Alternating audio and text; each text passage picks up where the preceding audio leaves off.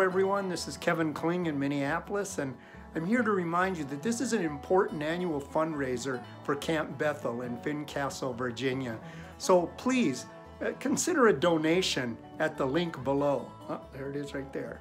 And thanks for watching and for your generous gift. Bye-bye. Some of my absolutely favorite stories are traditional tales, whether it's kings and queens or gods and goddesses, heroes and lovers. I think my favorite are the fool tales, fool stories. I mean, fools have been with us forever. There's great stories from the Ojibwe, a First Nation from Minnesota. And Gerald Visner writes that during committee meetings, they used to have what was called irony dogs. And irony dogs were dogs that were trained to bark when there was no irony in the room. So if it got too serious, they could lighten it up a little bit. And I think fools work the same way. Fools bring balance to the world. That's their job. Some of my favorite fools are the holy fools, the fools that have a foot in two worlds. The word lunatic comes from Luna, the moon, and that kind of fool. Nesruddin is a holy fool. Nesruddin came from Sufi lore from Turkey. And one of my favorite Nesruddin stories is he's out in the field. He's a farmer. And he's working in the field, and a traveler comes up and says, "Say, farmer, what's this town like up ahead?" And Nesruddin says, "Well, what's the town like where you're from?" And the traveler says, "Oh, it's terrible, full of cutthroats and thieves. Oh, you can't trust anyone." And Nesruddin says, "That's what you'll find up ahead." Well, another traveler comes a little while later and says, "Farmer, what's this town like up ahead?" And Nesruddin says, "What's your town like where you come from?" And the traveler says, "Oh, it's beautiful, it's peaceful and happy. The people are so wonderful." And Nesruddin says, "That's what you'll find up ahead." Yeah, a lot of times it's what we bring to a situation. And so I love the holy fools. I also love wise fools. Shakespeare was famous for his wise fools, like King Lear's fool. And with Shakespeare's characters, there was a big difference between fools and clowns. Now, a fool would have a foot in two worlds. So you could take counsel from a fool, like Lear's fools. But clowns, they have a foot in two worlds. Never take advice from a clown. But a fool you can. And so I love the wise fool stories. There's one that comes from China. And it's about a young boy. And this young boy, when he turns 12 years old, he's a prince. And he turns 12, and for his birthday, he gets a calf. This beautiful little calf that's all red with a white star on its head. And they immediately become best friends. Everywhere they're seen together. And as they grow up, they remain best of friends. And as time went on, as things happened, the prince became king. And the calf grew into a bull, and the kingdom was happy and it flourished, and it seemed like the prosperity of the kingdom was tied to that bull. And the king had many children, and the bull sired many offspring, and they were so happy. Well, also as things happened, one day the bull passed away, and the king was just heartbroken. He just lost his best friend. Not only that, the kingdom again seemed to be tied to the bull because things they started losing money. The borders were surrounded by countries who were amassing armies to take them over. But the king was so grief-stricken, he didn't even care. He wanted to have a funeral for his friend, the bull. And he said, "I loved him so much, I'm going to have a funeral for a head of state."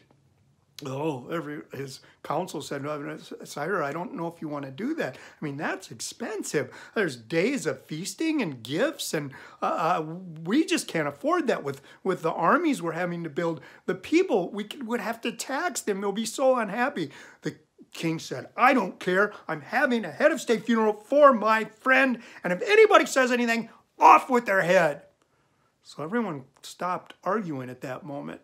Well, this is when the fool stepped up and said, "Sire, I was wondering about that funeral for your bull." But the king said, "I'm not afraid of you, fool. I will chop your head off just like anybody else's." And the fool said, "No, king, I wasn't going to say anything. I think you're making the right decision.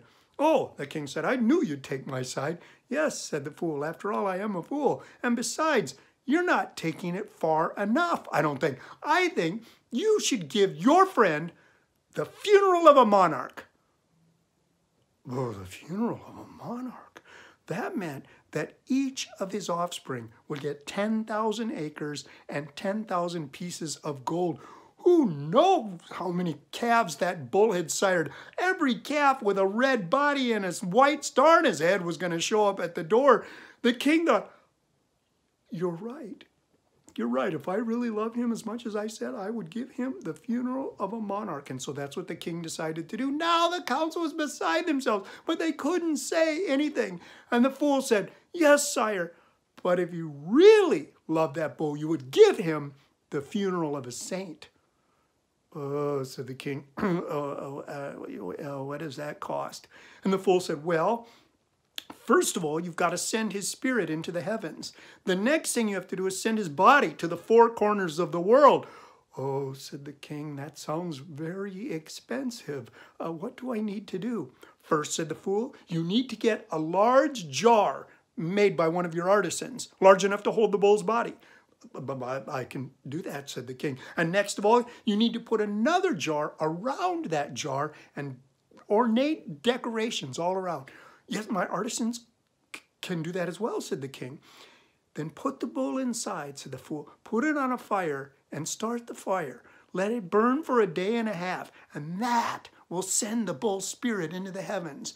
And then, after a day and a half, break the two jars and feed the bull to all of the peasants. And that way, that bull, his body will go to the four corners of the world in the body of your people. I can do that, said the king. I can do that. And so the king did that. And the people were happy. I mean, the people had this huge feast. They loved their king. The armies at the border saw this and we're not going to fight them. They loved their king. And the king was happy because he gave his funeral for his friend. And the fool was happy because he got a raise. So that's the wise fool.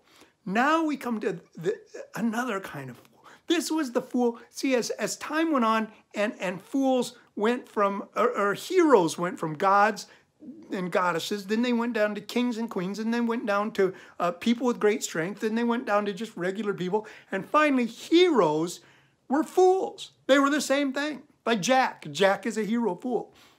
But one of my favorite hero fools is called Ashen Peter. And Ashen Peter comes from Norway. Now, Ashen Peter's a version of Cinderella, because Cinderella was cinders, like from the fireplace, and that was Ashen Peter, was the ashes from the fireplace. So he was kind of like the Norwegian version of Cinderella. Well, Ashen Peter lived in this village that was very, very happy. Everyone was so happy, and it was this beautiful village. Well, the reason was, many, many years ago, when that village was first created by Odin and Thor and Freya, they looked at this village and they said, oh, these people, this place is so beautiful. Let's give them a special gift. So Odin said, I think we should give them great wealth. And Thor jumped in and said, no, let's give them wisdom. And Freya jumped in and said, why don't we just make them happy? And then they won't care about the other two. And Odin and Thor said, yeah, that's the best thing. So they made them happy. And the people were all happy and they didn't know why. And other people would say, why are you people so happy? And they'd say, we don't know, and we can't afford to find out. Well, probably the happiest person of them all was Ashen Peter. And Ashen Peter was the bell ringer of the town. And every morning, he would get up and ring the bell of the town, and everyone would get up. Oh, it's morning. Oh, what a great day. It's raining out. Just perfect. Oh, it's time for work. Let's go to work. And they'd all go to work. And then at noon, he would ring the bell again. Oh, it's time for lunch. Oh, God. I hope it's rancid shark skin soup. We love rancid shark skin soup. And so they would eat their soup. And then he'd ring the bell. It was time to go home. Oh, time to go home already. Work was so fun. Oh, time for dinner. Well, I hope it's rancid shark skin soup. It is. So at night, sometimes Ashen Peter would ring the bell one more time. And this was to keep the trolls in the hills. See, trolls hear bells and they think that it's the sound of Thor's hammer, who they're very afraid of. Okay, This town had long ago given away their pagan ways. They were now Christian, but they still rang the bells at night. It's like buddies of mine who go ice fishing. They kiss the minnow before dropping it down in the ice fishing hole. And I go, what are you guys doing? Are you superstitious or what? And they go, no, we just don't want to jinx it. Yeah, it was like that. So Ashen Peter was the happiest man in town. Well, probably the saddest, most angry man in town was the priest. Now, the priest had come from another village altogether. He did not understand all this happiness, and he hated it. In fact, a bad day hung on him like a dog on a sock. I mean, he could turn lemonade into lemons. I mean, he was just a bad day walking around, and he couldn't even stand to see happy people. If somebody happy came by, he would keep his head down so he didn't have to look at him. And this meant he was running into people. Well, people of the town got tired of this, and so they wrote the king, and they said, King, please, we feel so bad. Our priest is so unhappy. Can you please do something to cheer him up? I mean, he's running into people. Blah, blah, blah, blah, said the king. Blah, blah, blah, blah, blah. We can't have him running into people. Blah, blah, blah, blah, blah. That just isn't done. You tell that priest to come to me, and if I can't cheer him up, I'll give him something to cry about. Well, the priest got this letter, and he knew it did not look good. So he went to Ashen Peter, and he said, you know, Ashen Peter, the king has called on me to come to his house. And I know why he's calling me. He does this every once in a while. He wants to throw me a big party, all kinds of rich food. Oh, that sounds wonderful, said Ashen Peter. No. It's terrible. I mean, I can't handle it like I used to. The rich food is bad for me, and it keeps me awake at night. I just want to go to bed. I mean, at my age, 9 o'clock is the new midnight. Please, Ashen Peter, would you just go in my place? Said Ashen Peter. I don't know. I've got to ring the bells. Well, no, said the priest. I'm a priest. I know about bell ringing. I can take over. I'm not sure, said Ashen Peter. And the priest said, look, Ashen Peter, if you do this service for me, God above will see that and know you did a good deed, and things will go well for you. Oh, said Ashen Peter, that was close. Yeah, of course I will. Of course I'll do a good deed for you, and God will see this. After all, God sees everything. Said the priest. Yeah, I suppose he does. I hate talking to you. Just go. So the next day, Ashen Peter put on the robes of the priest, and he made his way to the castle. Well, the king saw him and thought that he was the priest. And he said, well, all right, priest, I'm glad to see that you arrived. I'm kind of surprised you had the guts to show up. And Ashen Peter said, yeah, okay, let's just get it over with, king. Keep it coming. I can go all night. Yeah, just keep it coming. The king said, really? You're very brave. Well, all right, I will give you what you wish. But let me tell you, I will ask you 3 questions. And if you get them right, well, then I will fill your arms full of gold and send you home. But if you get them wrong, I will give what you asked for and even more. Said Ashen Peter as the priest. Sounds like a win-win to me. Let's get going. So the king said, all right, question number 1. How far is it from east to west? Oh, from east to west, said Ashen Peter. Well, I used to be a bell ringer, and I know from getting up early that the sun rises in the east and sets in the west. And so it takes 1 day. So I'm going to say 1 day is the distance from east to west. Said the king. Very good. Yes, I never thought of it. Yes, that's right. That's very good. Look at question number 2. Now they get much more difficult. This question is, you've seen my land. You've seen my servants, my castle. How much, to the penny, mind you, am I worth? Well, said Ashen Peter, how much you... Well, I'm a priest, as you know, so I know that Jesus was sold for 30 pieces of silver. Now, you are a good and benevolent king, but you really are no Jesus. So I'm going to put you at 29 pieces of silver. Whoa, said the king, really happy. Yes, exactly. I nailed it. Well, now, I'm sorry, priest. This 3rd question is much, much more difficult, but I must ask it. What, at this very moment, am I thinking?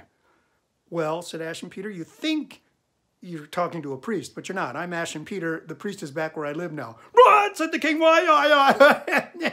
He started laughing. Oh, Ashen Peter, you're just the kind of counsel I need. Please stay here. I will make you wealthy beyond imagination. Ashen Peter said, well, I would like to do that, king, but I'm so happy where I live. I love it. I love my wife and my daughter. I love ringing bells. I just would rather go home. You're wiser than I even imagined, said the king. Very well, but we will load you up with gold as much as you can carry. And when you get home, please send that priest back to me. I have some questions I would like to ask him.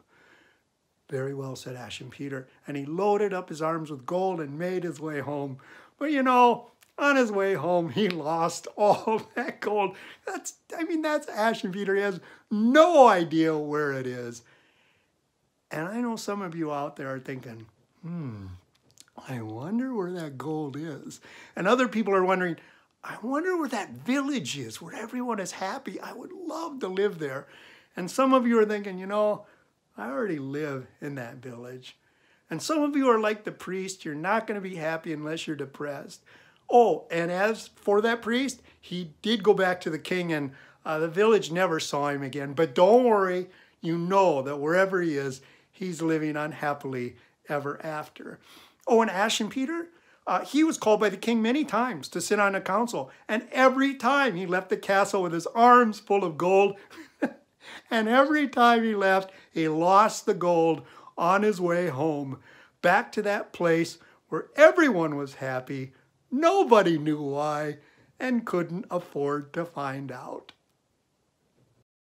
We hope the festival will be back home in person next year and need your help in getting the camp ready to reopen as soon as possible for summer camps, guest groups, and special events like the festival.